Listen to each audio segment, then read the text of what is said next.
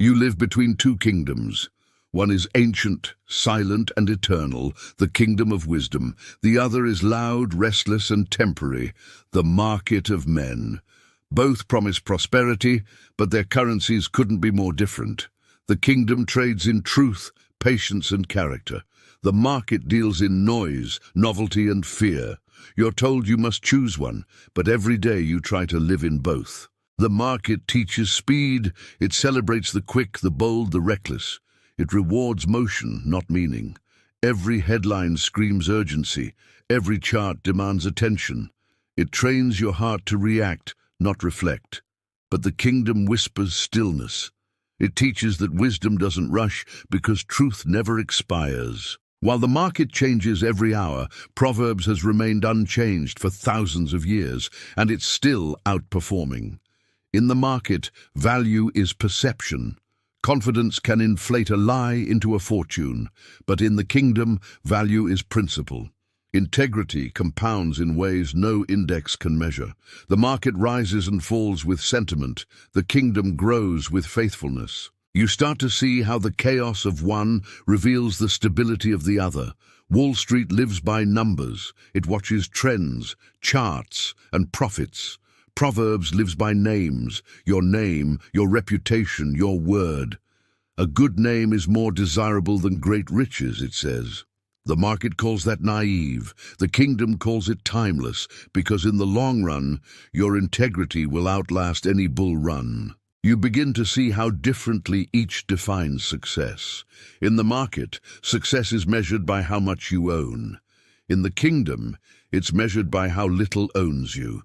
The market praises the powerful. The kingdom blesses the humble.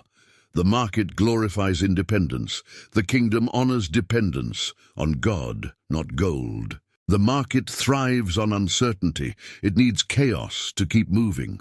Fear sells, greed fuels. Without panic and euphoria, no one trades. But the kingdom is built on peace. It doesn't need volatility to stay alive. Its foundation is steady, unmoved by the tides of emotion.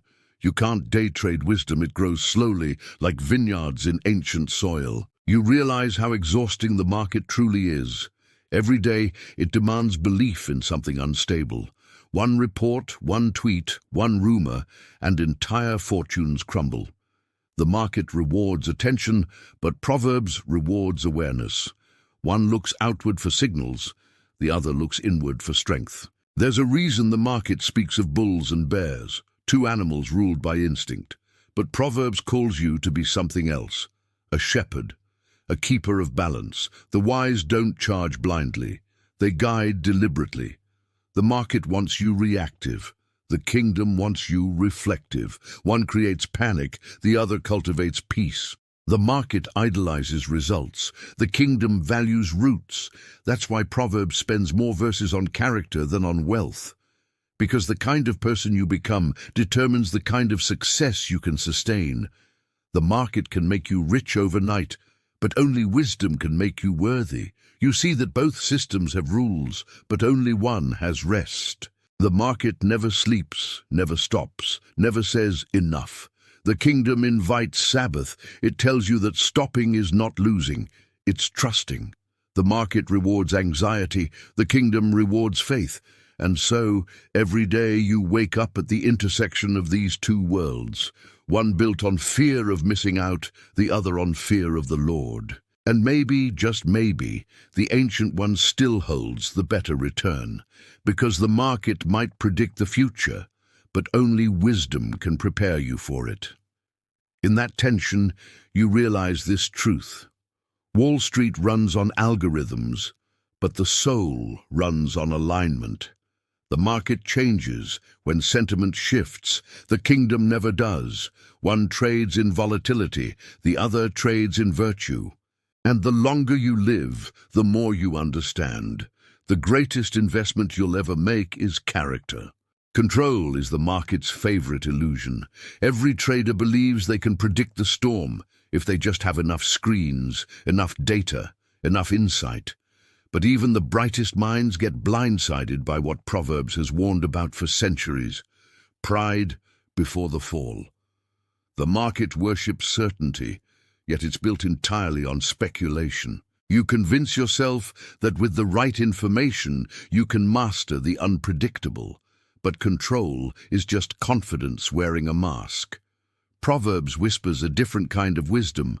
Commit to the Lord whatever you do, and your plans will succeed. The market calls that foolish. How can you trust what you can't measure? But faith isn't a lack of logic. It's the highest form of order. It's alignment with a rhythm older than algorithms. The wise don't reject planning. They simply remember who holds the outcome. You begin to see how this illusion spreads beyond trading floors. It seeps into your calendar, your goals, your ambitions. You calculate, forecast, and strategize until your entire life feels like a spreadsheet. You think you're managing your future, but your future is managing you. You've replaced prayer with productivity and surrendered peace for performance. The market taught you that control creates safety, but it's actually what kills serenity.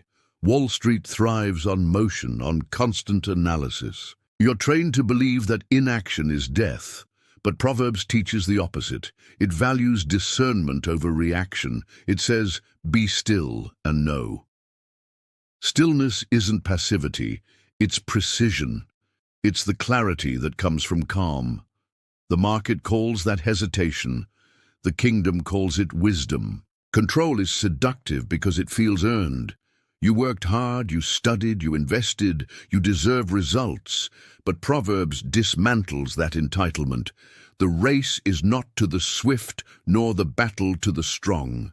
The outcome belongs to the unseen hand that moves beyond your models. And that's not defeat, it's deliverance. Because if everything depended on you, failure would be fatal. You start noticing how control feeds fear. The more you try to manage every variable, the more anxious you become when things move beyond your grasp. You tighten your grip, but the tighter you hold, the faster things slip away. Control promises peace, but delivers panic. Wisdom invites surrender and gives you back your breath. The market trains you to interpret surrender as loss, but in the kingdom, surrender is strategy. Letting go isn't resignation, it's realignment. It's stepping back so that something greater can step in. The wise don't stop planning, they just stop panicking when plans change. That's the freedom control can't give you. When Proverbs says, "Trust in the Lord with all your heart and lean not on your own understanding," it's not anti-intellectual, it's anti-illusion. It reminds you that understanding is limited, no matter how sophisticated your system. The market builds towers of theory. The kingdom builds foundations of truth. One seeks dominance, the other seeks dependence. You begin to realize that the market's obsession with prediction is really just fear in disguise. Every analyst is trying to protect themselves from uncertainty, but life was never meant to be predictable. It was meant to be purposeful. Proverbs doesn't teach you how to control chaos. It teaches you how to have character within it. Control also feeds comparison. You look at others' success and believe they've mastered what you haven't. You chase their methods, mimic their habits, follow their timelines. But wisdom doesn't imitate, it integrates. The path of peace is personal. What works for someone else may wreck you if it wasn't meant for your measure. Eventually, you reach the end of your own management. The numbers stop adding up, the graphs stop agreeing, the systems start to fail, and strangely, that collapse feels like relief. Because in losing control, you find clarity. You realize the world doesn't need another person who can predict outcomes. It needs one who can persevere through them. And that's where Proverbs outperforms every market model. It doesn't eliminate volatility, it teaches you how to stand steady inside it. The market's power ends where panic begins. Wisdom's power begins where surrender starts. And in that surrender, you discover something worth more than control. Peace. Greed is the oldest algorithm on Earth. It doesn't run on code, it runs on craving. Long before Wall Street existed, Proverbs already diagnosed its mechanics. Whoever loves money never has enough. It's the same loop every generation upgrades but never escapes. The only difference now is that greed has Wi-Fi. What once whispered in the heart now trends in real time, and the whole world trades its peace for the illusion of more. In the market, greed is normalized, rebranded as ambition, celebrated as drive. You're told that hunger is holy if it's productive. But Proverbs warns that appetite without purpose devours everything. The greedy bring ruin to their households, it says, not because wealth itself is evil, but because endless wanting corrodes the soul. The market calls it growth. Wisdom calls it gluttony. You begin to notice how the system feeds itself. Fear spikes prices. Greed sustains them. Every headline, every forecast, every breaking alert is designed to trigger emotion, not understanding. The market runs on attention. The more you panic, the more it profits. Proverbs exposes this cycle with surgical clarity. The fool folds his hands and ruins himself. But in modern times, the fool scrolls instead. Greed's brilliance is that it disguises itself as opportunity. It convinces you that just one more isn't danger, it's diligence. One more deal, one more project, one more zero. The algorithm doesn't need you to fall. It just needs you to keep feeding it. You call it progress, but really it's dependency. The market manipulates desire, while Proverbs disciplines it. At first, greed feels energizing. It drives you to achieve, to compete, to win. But slowly, it starts replacing joy with judgment. You no longer celebrate what you have, you compare it. Gratitude turns into anxiety. You stop counting blessings and start counting followers, views, digits. You call it vision, but it's vanity in a three-piece suit.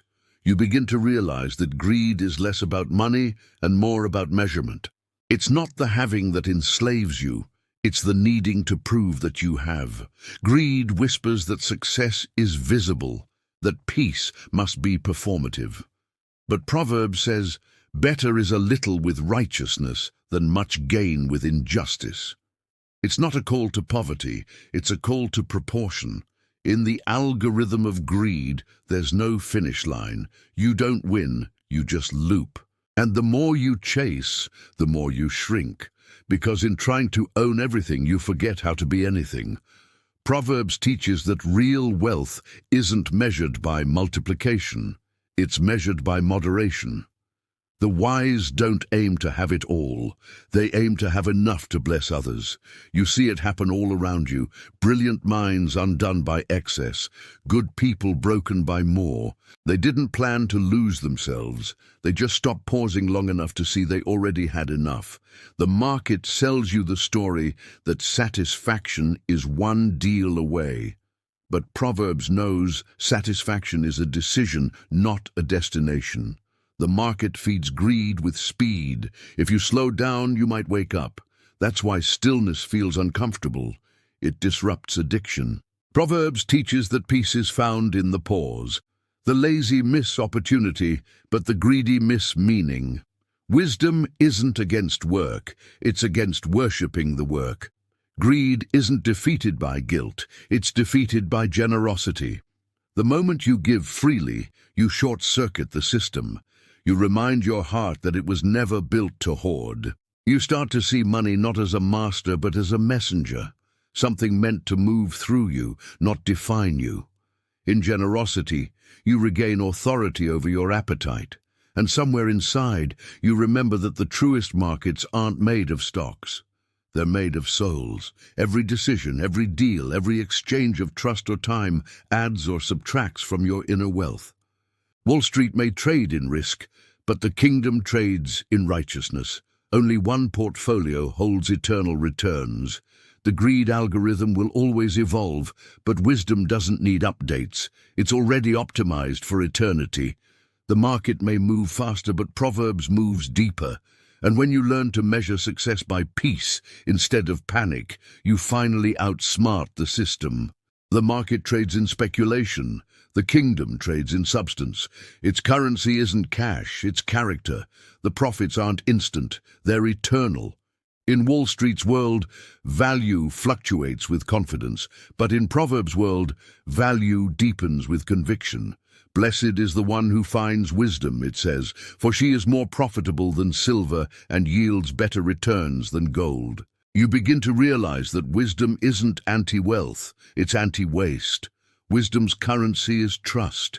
It's the ability to move through uncertainty without panic, to act without arrogance, to build without fear. In a culture obsessed with numbers, trust is invisible yet invaluable. It turns transactions into relationships and ambition into stewardship. The market monetizes confidence. Wisdom sanctifies it. In the ancient economy of Proverbs, patience is profit.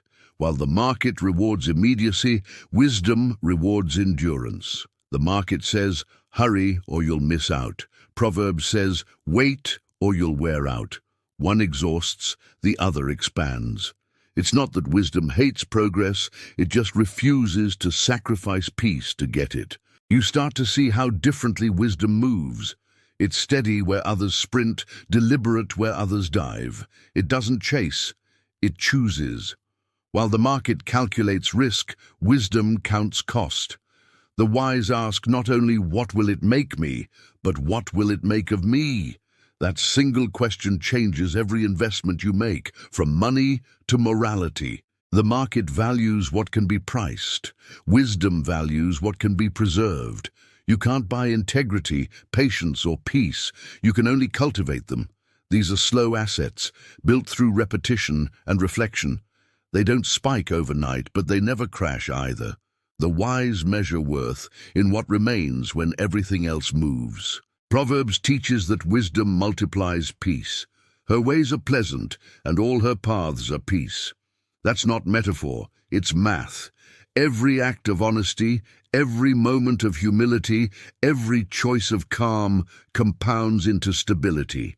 The market may rise and fall, but your peace doesn't have to follow it. You become the constant others look for when chaos spikes. You realize that wisdom doesn't reject wealth, it redefines it. Money without meaning is noise. Meaning without money is silence.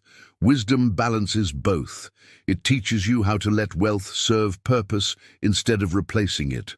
The market creates millionaires. Wisdom creates mentors. One buys influence, the other earns it. The currency of wisdom isn't loud. It doesn't trend, tweet, or flash. It moves quietly through consistent choices. How you lead, how you listen, how you love. It's the invisible capital of credibility. When Proverbs says, the wise inherit honor, it's describing a wealth you can't withdraw, but can always spend. You begin to see that wisdom also protects wealth. It prevents foolish risks and reckless pride. It whispers caution when the crowd chants greed. It keeps you grounded when gains grow. The market calls it restraint, the kingdom calls it righteousness. Either way, it's the only hedge that never fails. The greatest investors on earth eventually discover that numbers don't make them wise. Loss does. Pain teaches perspective, and humility preserves it. Proverbs predicted that too. When pride comes, then comes disgrace, but with humility comes wisdom. Loss isn't the opposite of profit. It's the tuition of understanding. When you start valuing wisdom as currency, you begin investing differently. You give more than you gain, listen more than you talk, rest more than you rush. You measure returns, not in digits, but in discernment. Every decision becomes an act of worship rather than worry. You stop chasing wealth that expires and start building wealth that endures. And somewhere in that stillness, you realize something profound. Wisdom doesn't promise to make you rich. It promises to make you whole. The market can fill your pockets, but never your purpose. Only wisdom can make your heart solvent. And when it does, you become richer than every index combined. In the end, every pursuit leads to a reckoning. The numbers fade, the charts blur, and you're left with the only account that truly matters, the one written on your soul. Wall Street will remember you for your portfolio. Heaven will remember you for your principles. The market measures success in quarters. Proverbs measures it in character. And when the two collide, only one keeps its value. You start to realize that the final investment isn't about accumulation, it's about alignment. Everything you've built, every deal you've made, every risk you've taken will either reflect wisdom or reveal pride. The question isn't whether you won, but whether you grew. The market asks, what did you get? The kingdom asks, what did you give? Proverbs has been telling this truth since the beginning. Honor the Lord with your wealth, with the first fruits of all your crops. Then your barns will be filled to overflowing. The promise isn't about abundance, it's about order. When you put the source before the system finally works. The problem isn't money, it's misplacement. You see how easily the market made you its disciple. It taught you to chase graphs like they were gospel, to trust trends like they were truth. But Proverbs teaches that true prosperity isn't found in speculation, it's found in stewardship. Wisdom doesn't hoard, it harnesses. It doesn't just ask how to get more, but how to give better. When you view wealth through the lens of eternity, the metrics change. Suddenly, generosity becomes a strategy. Peace becomes profit. Influence becomes impact. The market says your legacy is what you leave behind. Proverbs says it's who you lift while you're still here. Every dollar becomes a decision about direction. Will it build self or serve others? The final investment is invisible to most eyes. It happens in the quiet choices, the deal you walked away from, the person you forgave, the moment you refused to compromise. These are the transactions of eternity, the dividends of integrity. The market doesn't measure them, but heaven records them. You realize that Proverbs and Wall Street are not enemies, they're mirrors. One reveals how the world moves, the other reveals how the soul should. The market can teach you timing, but only wisdom can teach you truth. The market can grow your wealth, but only wisdom can grow your worth. The wisest investors know both, but serve only one. As life slows, you begin to see the curve of time differently. The bull and the bear fade, but faith remains constant. Wisdom ages well, arrogance does not. The systems you once worshipped will evolve, collapse, and rebuild, but the principles of Proverbs remain unbreakable. Riches do not endure forever, it says, but a crown of wisdom does. When the closing bell of your life rings, there will be no more portfolios to balance, no more trades to place, only reflection. What did your ambition cost, and what did your peace create? Did you trade your stillness for status, or your greed for gratitude? The final audit is internal, and the only currency that counts is conscience. You think about the ones who will come after you, the mentees, the children, the ones who watch quietly while you built. What will they inherit from your example? Proverbs says, the fruit of the righteous is a tree of life. Maybe that's the real market, planting something that keeps giving long after you're gone. At last, you understand that the greatest investment you can make isn't in what you own. It's in who you become. Every wise decision compounds into eternity. Every generous act becomes an inheritance of peace. Every humble step toward wisdom adds up to wealth no recession can erase. And when your story is told, let it sound like this. You learned to trade chaos for calm, greed for grace, and noise for understanding. You walked through the market but lived by the kingdom. You built wealth without losing your way, and in the end, you didn't just beat the system, you transcended it.